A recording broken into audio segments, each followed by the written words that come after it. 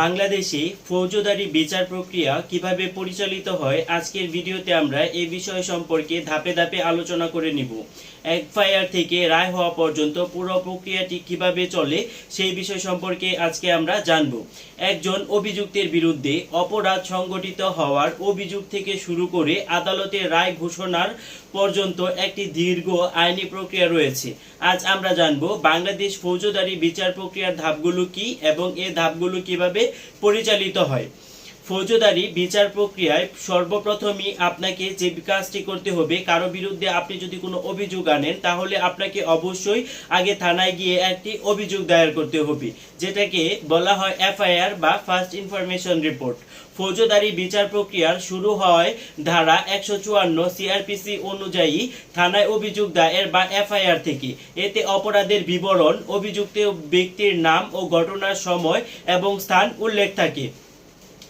এরপর পরবর্তীতে শুরু হয় তদন্ত বা ইনভেস্টিগেশন। এফআইআর এর পরে তদন্ত বা ইনভেস্টিগেশন শুরু হয়। পুলিশ অপরাধ তদন্ত শুরু করে। এতে অন্তর্ভুক্ত থাকে ঘটনাস্থল পরিদর্শন, সাক্ষীর জবানবন্দি নেওয়া, সিআরপিসি এর ধারা 161 অনুযায়ী আলামত জব্দ করা এবং মেডিকেল রিপোর্ট সংগ্রহ করা।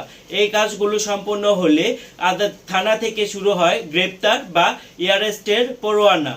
পুলিশ যদি প্রমাণ পায় তবে অভিযুক্তকে গ্রেপ্তার করে। গ্রেপ্তার করার 24 ঘন্টার মধ্যে তাকে ম্যাজিস্ট্রেটের সামনে হাজির করতে হয়।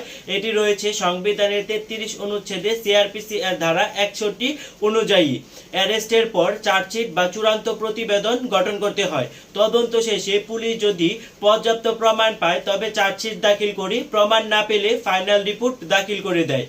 এর পরবর্তীতে শুরু হয় বিচার কার্য বা ট্রায়াল উইংস।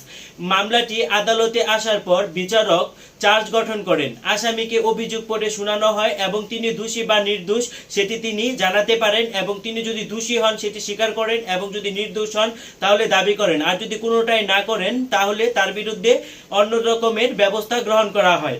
পরবর্তীতে শুরু হয় সাক্ষ্য এবং জেরা। বিচার চলাকালে সাক্ষীদের সাক্ষ্য গ্রহণ করা হয় ধারা 243, 244 সিআরপিসি অনুযায়ী। এরপর ডিফেন্স আইনজীবী জেরা করেন। পরবর্তীতে আসামির জবানবন্দি নেওয়া হয়, স্টেটমেন্ট অফ অ্যাকিউজড। বিচারক আসামিকে তার বিরুদ্ধে অভিযোগ সম্পর্কে প্রশ্ন করেন। সিআরপিসি এর ধারা 313 অনুযায়ী আসামি নিজের বক্তব্য জানানোর সুযোগ পান এতে। এর পরবর্তীতে শুরু হয় যুক্তিতর্ক বা আর্গুমেন্ট। রাষ্ট্রপক্ষ, প্রসিকিউশন ও আসামি পক্ষ ডিফেন্স তাদের যুক্তি আদালতের সামনে উপস্থাপন করেন। পরবর্তীতে দেওয়া হয় রায় বা জাজমেন্ট। আদালত সাক্ষ্য প্রমাণ ও যুক্তি বিশ্লেষণ করে দোষী সাব্যস্ত করলে শাস্তি দেয় বা জেল দেয়, জরিমানা দেয় বা মৃত্যুদণ্ড দেয়, যাই হয় তাই দেয়। আর যদি প্রমাণ যথেষ্ট না হয় তবে আসামিকে খালাস দেওয়া হয়। এর পরবর্তীতে এই রায় নিয়ে যদি আসামি পক্ষ সন্তুষ্ট না থাকে পরবর্তীতে ওনারা চাইলে আপিল করতে পারেন। রায়ের বিরুদ্ধে ক্ষুব্ধ পক্ষ হাইকোর্ট বিভাগে আপিল করতে পারে সিআরপিসি এর ধারা 404 এবং 430 অনুযায়ী। ফৌজদারি বিচার প্রক্রিয়া একটি দীর্ঘ পথ। এফআইআর থেকে শুরু করে তদন্ত, সাক্ষ্য, যুক্তিতর্ক হয়ে রায় ঘোষণার মাধ্যমে এর সমাপ্তি ঘটে। তবে বিচার প্রক্রিয়ায় ন্যায় বিচার নিশ্চিত করাই হলো আদালতের প্রধান দায়িত্ব। আমার ভিডিওটি আপনাদের কেমন লাগলো সেটি অবশ্যই আপনারা আমাকে কমেন্ট সেকশনে জানাবেন। আর আমার চ্যানেল ল ইনফরমার বিডিকে সাবস্ক্রাইব করে আমার পাশেই থাকবেন। ধন্যবাদ সবাইকে।